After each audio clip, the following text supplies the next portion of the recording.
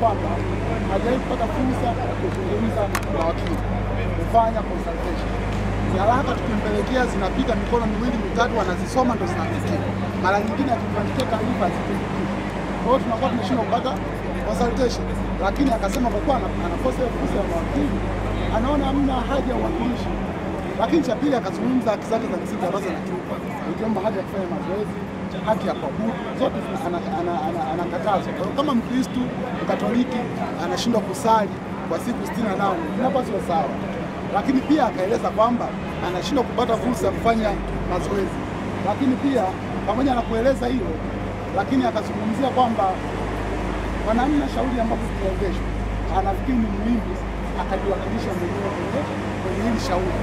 Na akaeleza kwamba kule gerezani tofauti na wafungwa wengine, yeye anaweka katika tunaita death row, inaweka kwenye wafungwa wale ambao wamehukumiwa kunyongwa, ndio unakaa nao. Lakini sheria inakataza mtu raia wa kawaida kukaa na wafungwa ambao wamehukumiwa kunyongwa. Kwa nini sheria inakataza? Kwa sababu mtu ambaye amehukumiwa kunyongwa hana cha kupoteza, anaweza akakudhuru, anaweza kufanya chochote, kwa sababu adhabu yake ipo, haiwezi kuongeza zaidi ya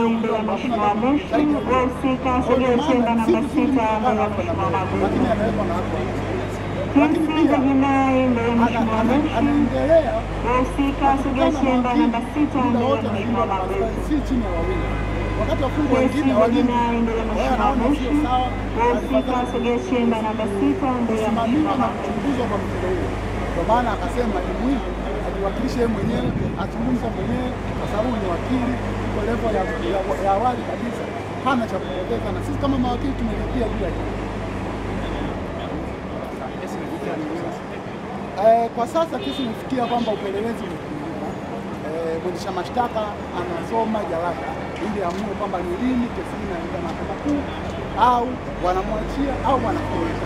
Hicho katika level hiyo. Kwa hiyo kesi itakuja siku ya tarehe 1 mwezi wa 7 ili kujua mwendesha mashtaka mkuu wa serikali amefikia wapi na usomaji wa hiyo jalada. Asante.